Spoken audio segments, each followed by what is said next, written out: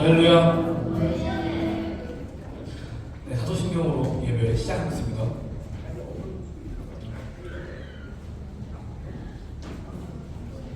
나는 전능하신 아버지 하나님, 천지의 창조주를 믿습니다. 나는 그의 유일하신 아들, 우리 주 예수 그리스도를 믿습니다.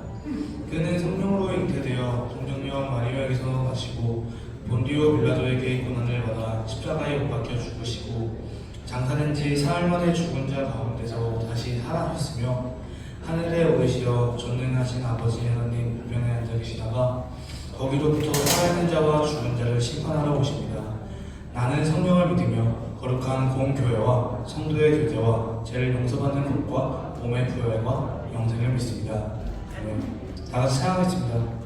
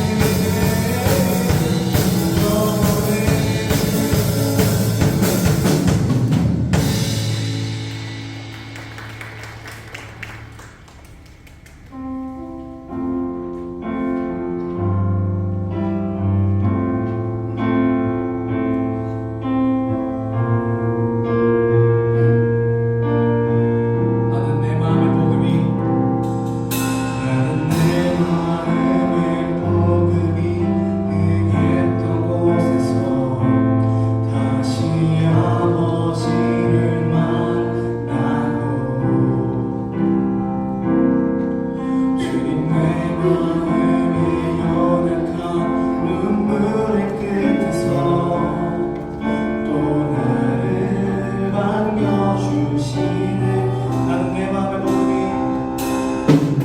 나는 내 마음의 복음이 그랬던 곳에서 다시 아버지를 만나고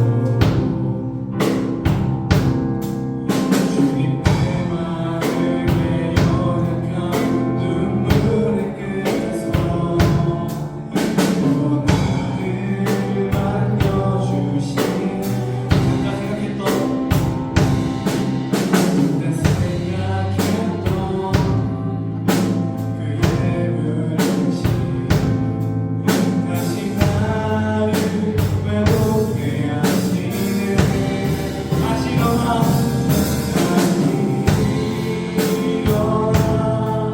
주를 예배하니 내 모든 기쁨이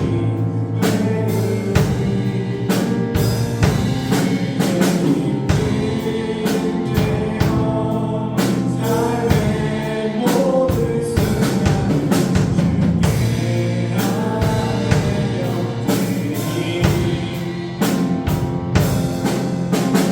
내 마음의 복음이 그랬던 곳에서 다시 아버지를 만나고 주님 내 마음의 연약한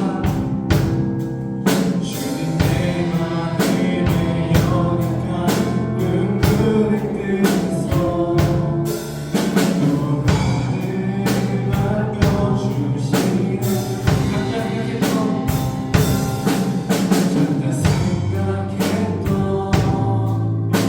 그의 부르심 다시 나를 외롭게 하시네 다시 일어나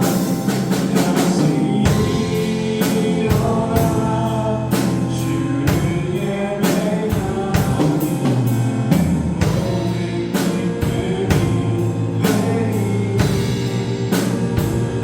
모든 기쁨이 되어 삶의 모든 순간이 주께 하려 드리니 다시 일어나 주를 예배하니 모든 기쁨이 그의 기쁨 되어 삶의 모든 순간을 주께 하네 우리 목소리를 찬양하겠습니다 다시 일어나 다시 일어나 주를 예배하니 내 모든 기쁨이 되리 그의 기쁨 되어 삶의 모든 순간을 주께 다 내어드리니 지금 이 시간 각자의 자리에서 조용히 기도를 하고 마무리 기도는 중동부에서 수고하시는 오유찬 선생님께서 기도하겠습니다. 다 같이 기도하겠습니다.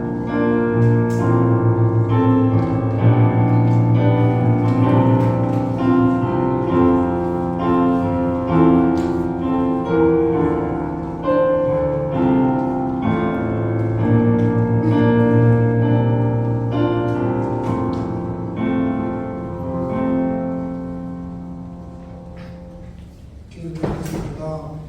하나님 아버지, 오늘 저희의 발걸음을 교회로 이끌어주시고 예배의 자리를 허락해주셔서 감사합니다.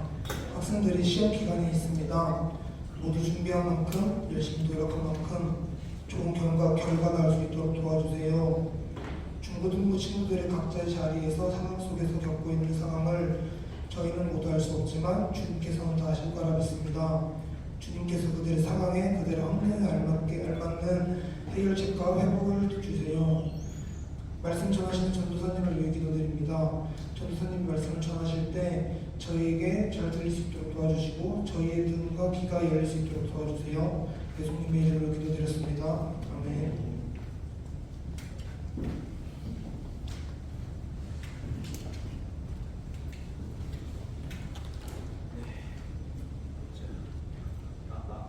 요것 좀 마이크 좀 해주세요. 자, 안녕하세요. 네, 잘 지냈죠?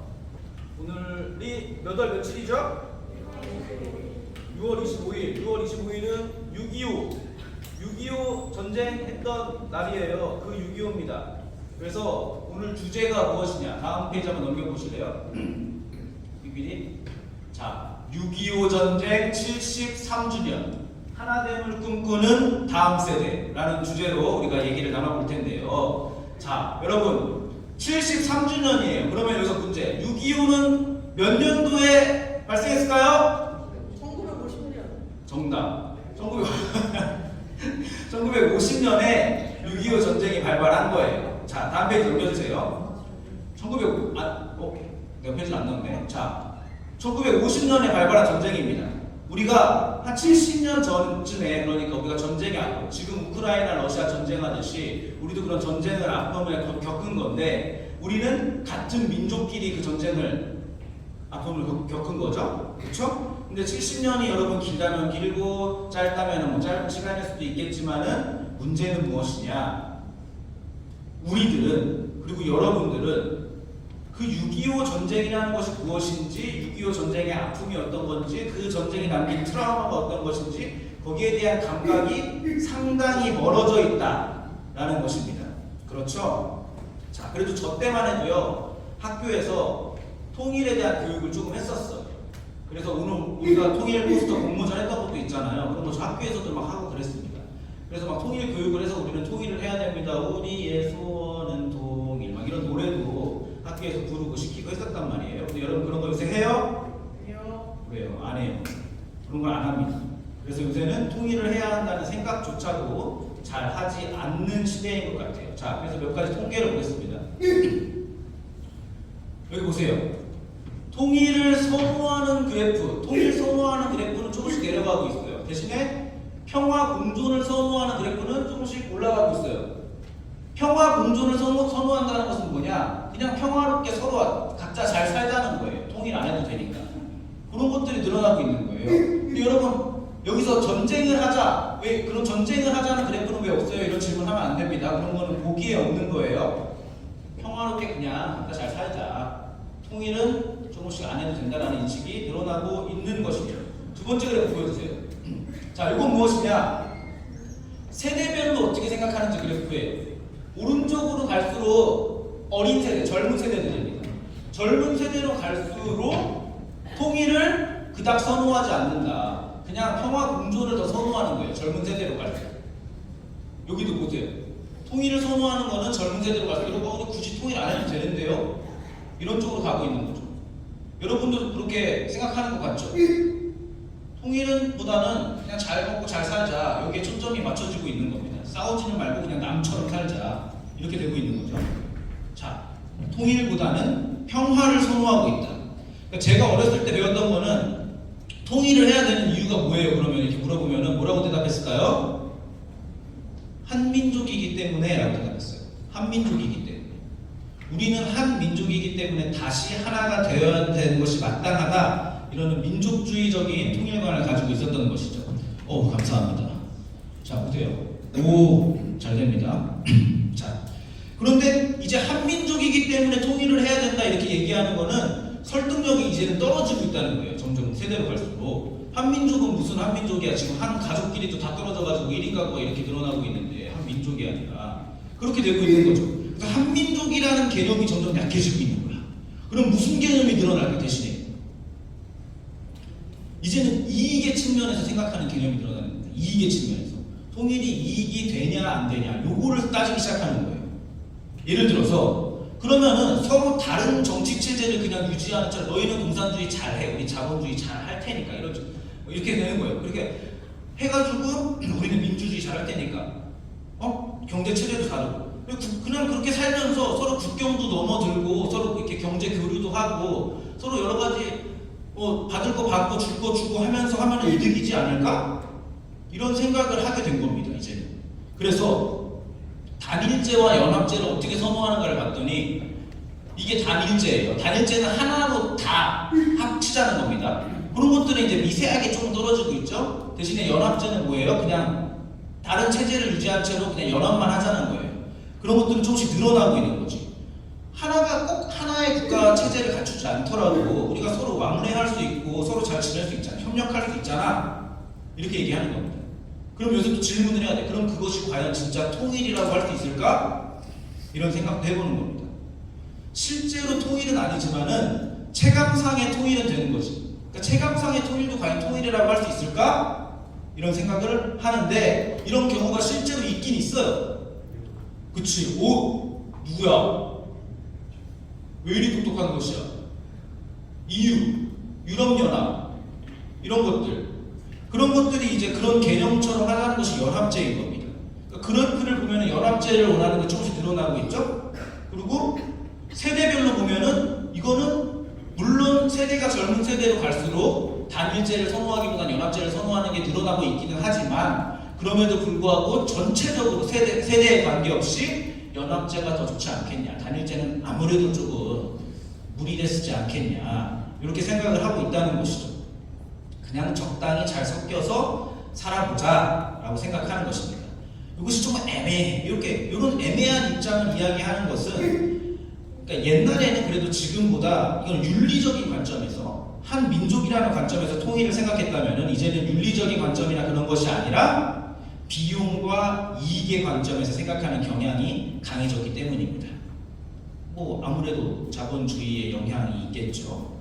근데 이 통일을 할 때 드는 비용과 돌아오는 이익에 대한 문제도 좀 애매해. 그래서 적당히 그냥 섞이자 이런 발언들이 나오고 있는 건데 여러분 생각해 보세요. 만약에 통일을 했어. 통일을 하잖아? 그러면은 나한테 돌아오는 이익이 확실해.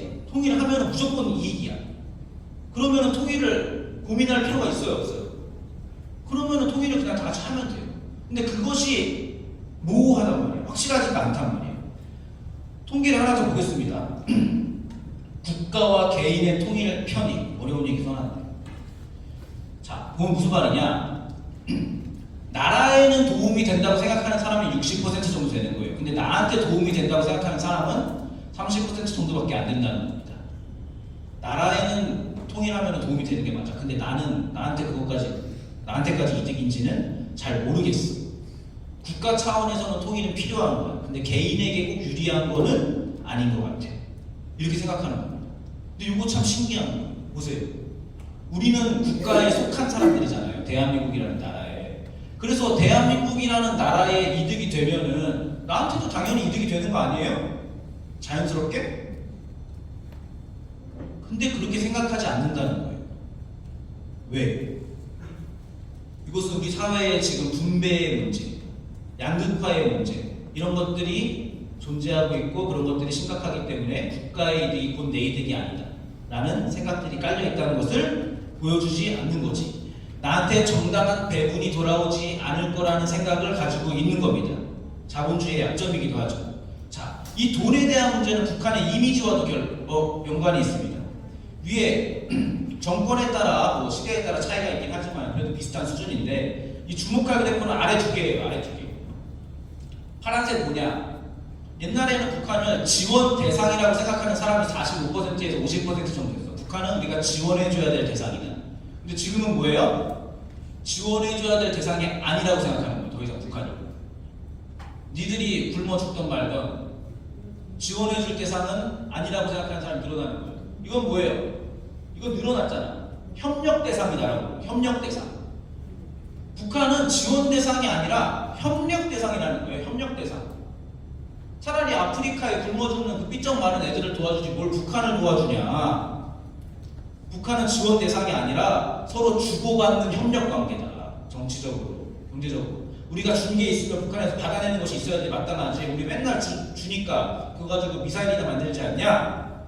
이렇게 생각을 하게 되는 거죠.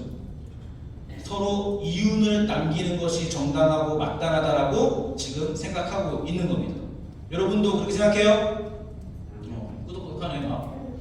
자, 그러면은 앞으로 남북 관계는 어떻게 되는 걸까요? 알 수 없지. 알 수 없겠지만 바라보는 시선은 매우 부정적으로 가고 있습니다. 자, 좋아질 거라고 생각하는 사람은 급격하게 줄었어요. 다른 거는 그래도 대충 완만하게 올라가잖아요. 근데 좋아질 거라고 생각하는 사람은 회색선 50%에서 15%까지 떨어졌어요. 헐. 똑같을 거라고 보는 사람은 조금 늘었어. 근데 똑같을 거라고 보는 사람은 진짜로 똑같을 거라고 본다고 생각하기보다 무관심에 가까운 사람들이라고 볼 수 있습니다. 무관심에 대한. 그리고 실제로 무관심에 대한 비율은 소폭 는 것을 볼 수가 있죠. 자, 이것이 우리가 미래를 바라보는, 북한과의 관계를 바라보는 우리의 시선입니다. 자, 면역이 자꾸 생기는 거야, 북한과의 관계가. 맨날 미사일 쏘고 맨날 어차피 똑같은 관계가 있으니까 이번에도 뭐 똑같겠지라고 생각하게 되는 겁니다. 그리고 더 이상 통일과 이 북한의 문제가 우리 삶에 그다지 큰 영향을 주지 않는다라고 무뎌지는 것이죠. 그런 인식이 확산되고 있다고 볼 수 있는 겁니다, 지금. 그리고 동시에 이 관계에 대한 기대 자체를 접는 그런 경향이 강해지고 있다 볼 수 있어요. 자, 이렇게 짧게 우리 사회가 지금 통일 문제를 바라보는 인식에 대해서 우리가 살펴봤어요. 이런 거 이제 다 집어치우고, 이런 게 중요한 게 아니라, 중요한 게 아니고, 이런 거 다 집어치우고, 자, 사회가 바라보는 통일에 대한 문제. 사회가 바라보는 것은 사회가 바라보는 것이고, 이 사회와 세상 속에서 구별되어 있는 우리 기독교인들이 바라봐야 되는 성경에 기반한 통일 문제에 대해서 우리가 생각해 봅시다, 이제. 자, 오늘 본문을 읽겠습니다. 오늘 본문은 이거예요. 제가 읽어볼게요. 모든 것이 하나님께로서 났으며 그가 그리스도로 말미암아 우리를 자기와 화목하게 하시고 또 우리에게 화목하게 하는 직분을 주셨으니 곧 하나님께서 그리스도 안에 계시사 세상을 자기와 화목하게 하시며 그들의 죄를 그들에게 돌리지 아니하시고 화목하게 하는 말씀을 우리에게 부탁하셨느니라. 그러므로 우리가 이 그리스도를 대신하여 사신이 되어 하나님이 우리를 통하여 너희를 권면하시는 것 같이 그리스도를 대신하여 간청하노니 너희는 하나님과 화목하라. 아멘. 자, 이렇게 하나님이 말씀하고 계십니다. 우리는 세상에서 무엇이라고 오늘 말하고 있어요? 본문에서 예수님을 대신해서 화목의 사절단으로 보냄을 받은 직분을 가진 사람들이라고 얘기하고 있는 겁니다. 죄를 세상이 지었는데, 우리도 짓고 세상도 짓고 다 지었는데 그 죄를 세상에 돌리는 것이 아니라 대신에 그 화목하게 하는 말씀을 우리에게 부탁하셨다라고 지금 얘기하고 있는 거예요. 이제 너희 책임이다. 너희가 해야 되는 일이다. 그러니까 이것은 북한하고 통일을 하냐 마냐 이 문제를 넘어서는 겁니다. 이 문제를 넘어서서 우리가 살아가는 가치관, 우리의 삶의 태도에 대한 문제를 지금 얘기하고 있는 겁니다. 너희는 그런 태도를 갖고 그런 방향을 가지고 살아가야 된다. 이렇게 얘기하고 있는 거예요. 여러분 보세요. 우리는 분쟁을 일으키지 않기로 부탁받은 사람들입니다. 지금 화해하라고 부탁받은 사람들이에요. 화목하게 하라고. 그러니까 우리는 우리가 위치하는 모든 곳, 우리가 서 있는 모든 곳에서 그런 평화와 화목을 만드는 사람들이어야 되는 거예요. 싸우지 않습니다.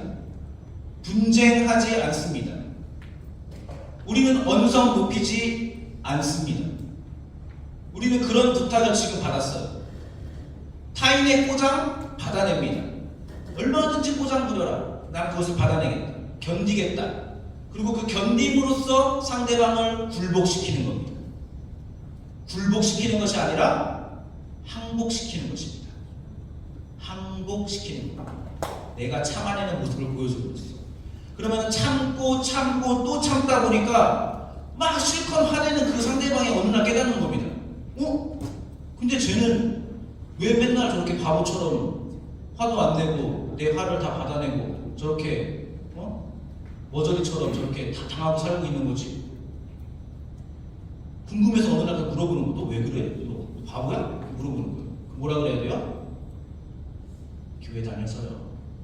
그러고 그냥 씹고 넘어가네.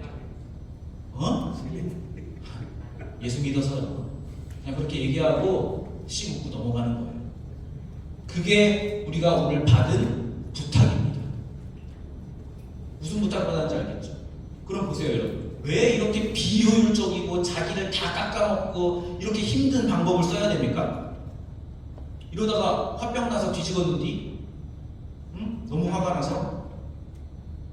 왜 이렇게 해야 돼요? 몰라? 그것이 하나님이 보여주신 사랑의 구체적인 방법이기 때문에 그것이 실제로 예수님이 오셔서 십자가에서 그 억울함을 다 간직한 채로 죽어버리셨잖아요. 예수님이 먼저 보여주신 방법이에요. 그리고 이제 제자도를 살아라, 나처럼 살아라 이렇게 얘기한 것이지. 하나님이 져준 거죠, 우리한테. 하나님이 우리가 죽였지만은 하나님이 죽을 수밖에 없었어요? 하나님이 막 다 부셔버리고 다 굴복시킬 수 있었잖아. 다 용가리로 변신해서 막 다 부셔버리고 다 굴복, 나 이렇게 무서운 사람이 돼가지고 다 무릎 꿇릴 수 있었잖아. 근데 그 방법을 사용하지 않으셨잖아요. 왜 그랬을까?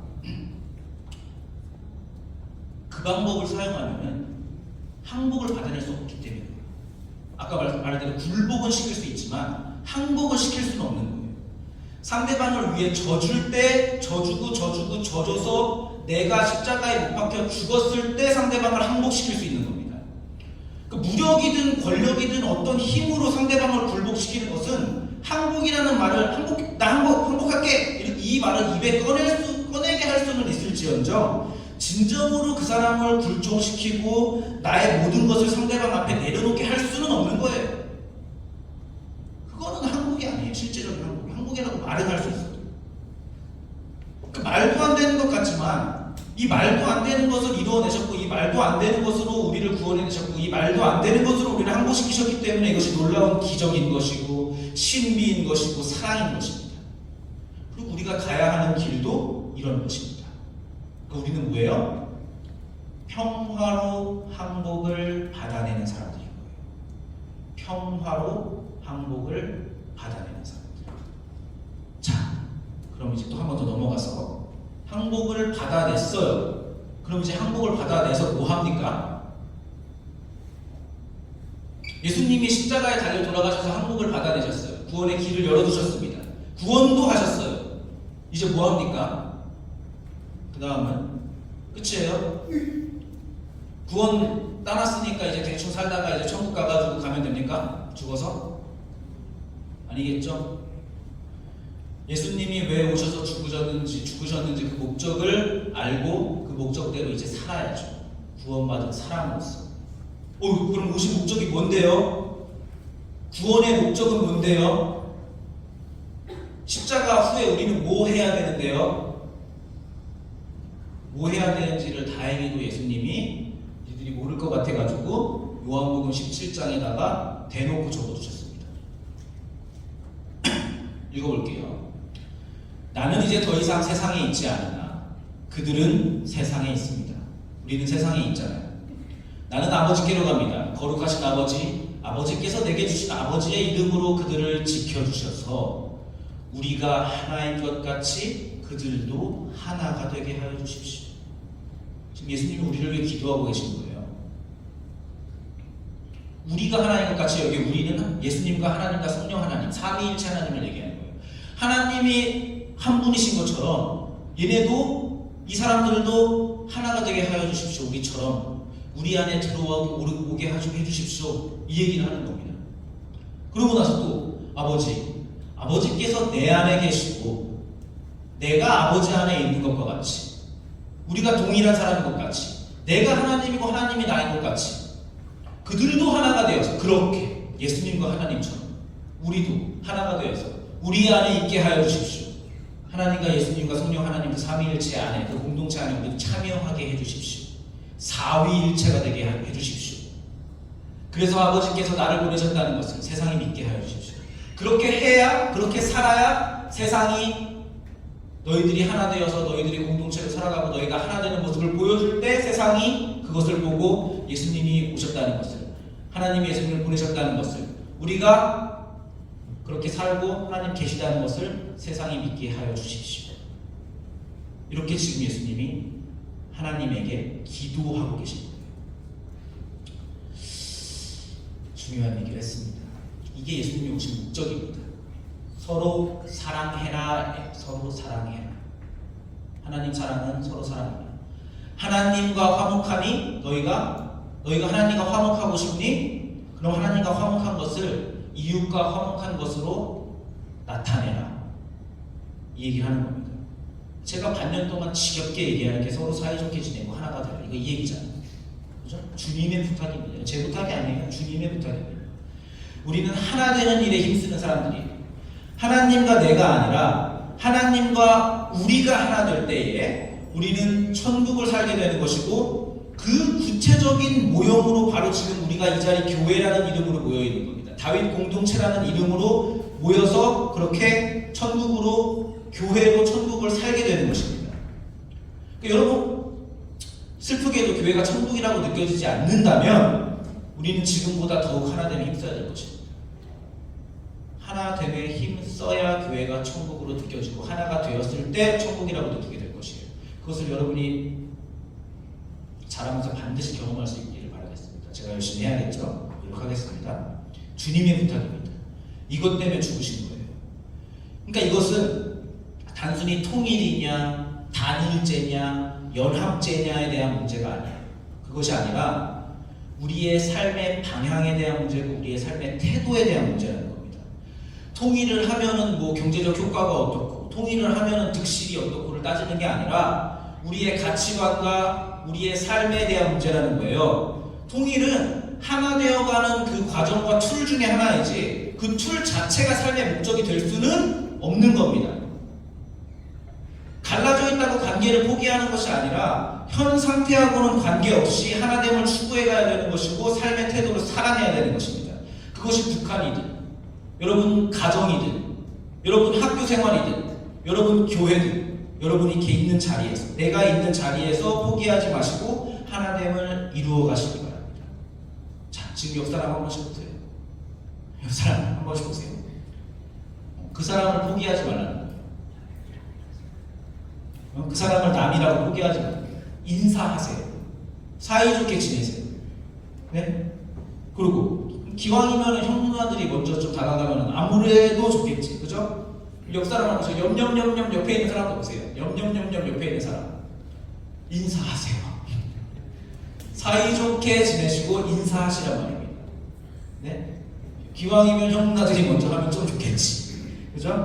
자, 그래서 오늘 이 시간에는 주님의 명령을 지키기 위해서 우리가 성찬식을 거행하겠습니다. 성찬식을 통해서 예수님이 오신 이유, 예수님이 죽으신 목적, 우리가 하나됨이라는 명령을 받은 사람이라는 것을 기념하는 차원에서 우리가 성찬식을 거행하겠습니다. 오늘 예수님이 오셨고 죽으신 목적에 대해서 제가 간단하게 언급했는데 성찬은요 예수님이 죽었다고 해가지고 막 무겁고 막 슬프고 막 이런 거 아니에요. 여러분 예수님이 죽었고 다시 살아나셨다는 것은 우리가 구원받았다는 거잖아요. 그렇죠? 구원받았습니다. 여러분 기뻐요 슬퍼요? 기쁜 거예요. 구원받았고 예수님이 죽으셨다는 것은 기쁜 겁니다. 우리가 하나됨으로써 구원을 확인하는 것이고 성찬을 통해서 구원을 확인하는 것이고 그렇게 하나됨으로써 하나님의 영광에 참여하게 되는 것이고 하나님의 뜻, 목적에 참여하게 되는 것이고 서로를 통해 우리가 서로 교제하고 서로 이렇게 나누면서 떡과 잔을 이렇게 서로 나눠 먹으면서 우리가 한 식구구나, 우리가 한 몸이구나를 기억하면서 천국을 살고 있는 것을 확인해서 너무나 기뻐할 수 있는 시간인 거예요. 성찬 무겁고 무섭게 할 필요 없어요. 기쁘고 경쾌하게 그렇게 성찬하면 됩니다. 알겠시겠죠? 자, 이 성찬의 의미를 다음 달부터 계속 매주 마지막 주에 할 텐데 그때마다 마음에 잘 새겨주시기 바랍니다. 아시겠죠? 자, 그럼 지현민 목사님 나오셔서 성찬을 진례해 주시겠습니다.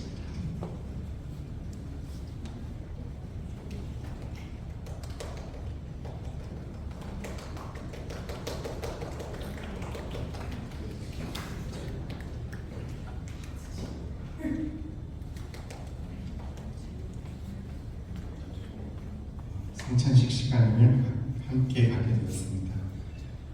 처음 보는 사람인데 좀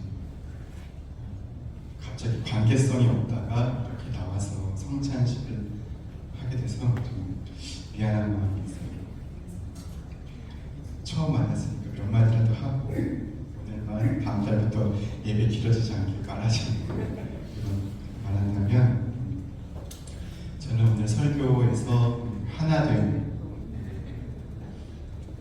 하나됨, 사랑, 서로 사랑이라, 그리고 우리 안에 천국을 만들라, 이 세 가지 단어를 무겁게 받았습니다.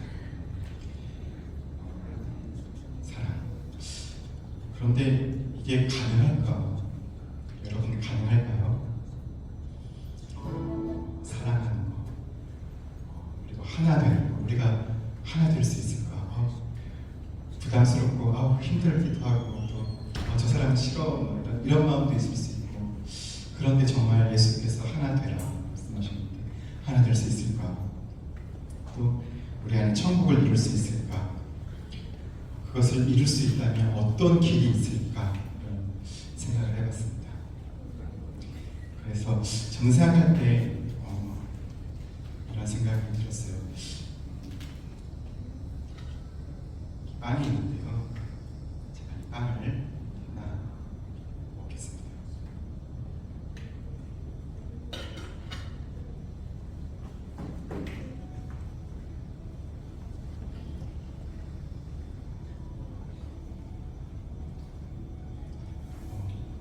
그 빵이 이제 없습니다. 지금 이 빵이 형체도 없이 사라졌습니다. 이 빵이 죽었어요. 이 빵은 죽고 저의 생명이 되어졌습니다. 나는 죽고 예수께서 죽어서 누구를 살리셨죠? 예수께서 죽으셔서 우리를 살리셨죠. 사랑은 이렇게 하는 겁니다. 이렇게 하나 되고, 이렇게 평화의 길, 이렇게 하나님 나라를 이루어가는 것입니다. 우리가 예수님이 내 살을 먹으라 내 피를 마시라, 이것은 빵을 먹지만 사실은 그분의 사랑을 먹는 것입니다. 그러면서 주님께서 이게 길이다, 내가 길이다, 인생의 길이다, 나를 사랑하면, 자기를 확충하면 남을 배제하는데 그게 아니라 너가 죽어라, 너도 죽어라. 성찬의 메시지는 너도 죽어라, 그래서 상대를 살려줘라, 너도 죽어줘서 누군가를 살려줘라. 이렇게 하나 될 수 있고 사랑할 수 있고 하나님 나라 만들 수 있다고 믿습니다. 우리 여기 좌측에 있는 첫 번째 열부터 나오셔서 차례로 성찬을 진행해서요 마지막까지 하겠습니다. 우리 성찬위원 장로님께서 앞에 나오셔서 배정을 준비해 주시겠습니다. 우리 앞에 있는 형제분께서 나오시도록 하겠습니다.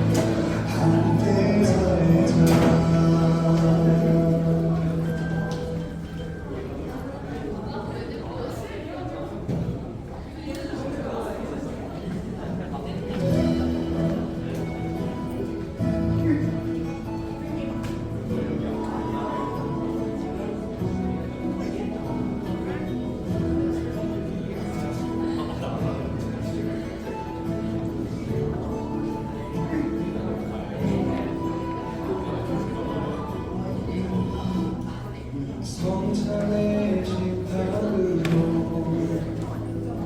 주님이 초대하네 어떤 차별도 없이 누구나 오라 하시네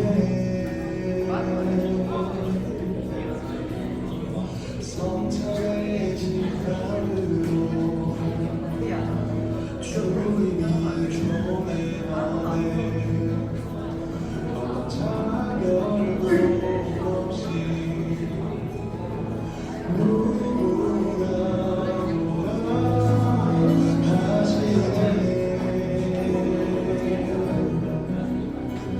그 떡과 잔으로 하나 되어서 그 몸과 보혈로 한몸 되어서 함께 먹고 함께 마시며 주 안에 함께 살자 서로 성령으로 외쳐도 그 나라 함께 가자 함께 가자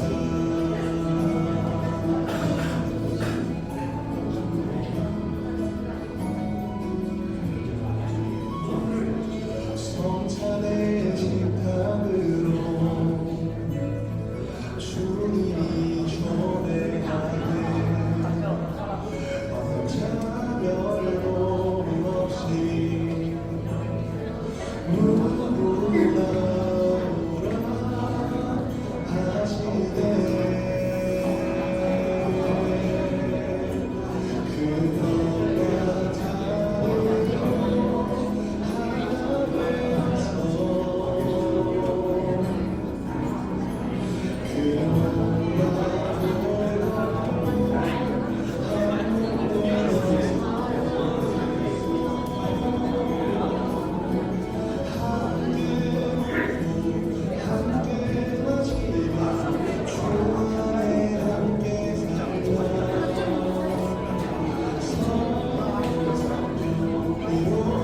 서로 성령으로 외쳐도 그 나라 함께 가자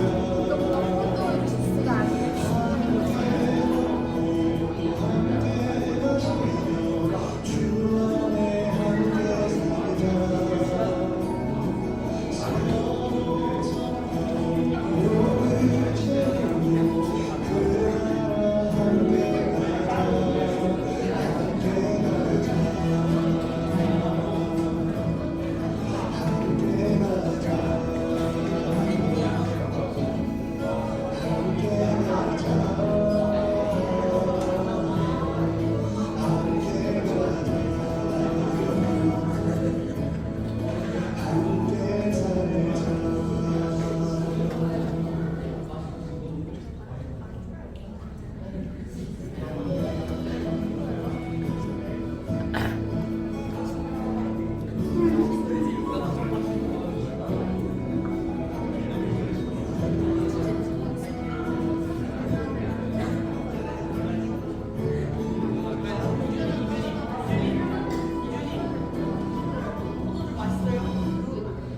성찬의 식탁으로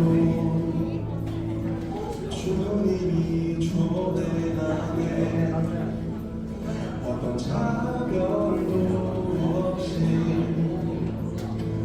누구나 오라 하시네 성찬의 식탁으로 주님이 초대하네 어떤 차별도 없이 누구나 오라 하시네 그 떡과 잔으로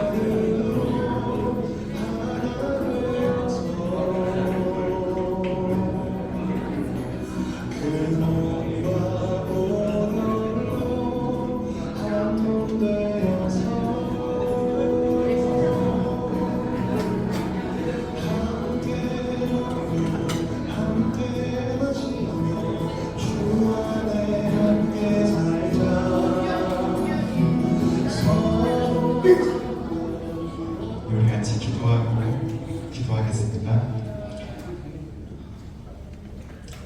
예수 그리스도의 살과 피를 우리가 함께 모셨습니다. 전도사님께서 말씀하신 것처럼 이것이 예수의 꿈이라면, 이것이 예수의 비전이라면, 예수님이 목숨 바쳐 꿈꾸신 것이라면 예수님과 같은 꿈을 꾸고 예수님과 같은 마음을 갖고 예수님의 길을 저도 걷고 싶다는 생각으로 주님 살기 원합니다. 주님이 그토록 원하셨고 주님께서 바라셨던 그 꿈, 주님과 같은 마음 갖기 원합니다. 에이, 안 돼. 우리 안에 천국 이룰 수 없어. 우리 서로 사랑할 수 없어. 저 사람 원수 같아. 그럴지라도 주님의 꿈이니까 우리가 받아들이기 원합니다. 아브라함이 꿈꿀 수 없는 그 나이에 민족을, 내 후손으로 민족이 설 것이라는 그 하나님의 약속을 믿은 것처럼 그걸 하나님이 의로 여기시고 같은 마음, 같은 비전, 같은 꿈을 꾸며 역사를 이뤄가신 것처럼 예수와 같은 꿈을 꾸겠습니다. 예수와 같은 비전으로 살겠습니다. 이 세상의 평화의 운동, 평화의 사절단으로 살겠습니다. 이런 마음 정말 갖기 원합니다. 가짜 성찬식 아니라 진짜 하기 원합니다. 예수님, 당신의 길을 걸을 수 있기 원합니다. 우리 형제 자매, 여기 모든 분들이 우리가 정말 예수의 길을 걸어갈 수 있도록, 내가 죽고 너를 살리고 나를 비우고 너를 위하고 그렇게 하나 되어가는 그 길을 걸어갈 수 있도록 주님 도와주시옵소서. 주님, 우리에게 예수와 같은 마음을 가질 수 있도록, 예수의 친구가 될 수 있도록 주님, 우리의 마음을 움직여 주옵소서. 감사합니다. 예수님의 이름으로 기도드립니다.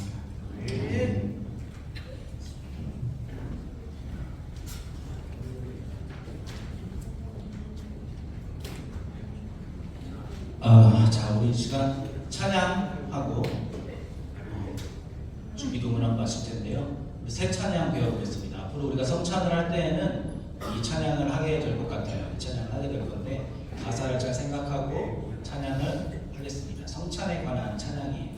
제가 부르고 우리 아시는 선생님들 같이 부를 테니까 여러분 천천히 따라 불러보세요.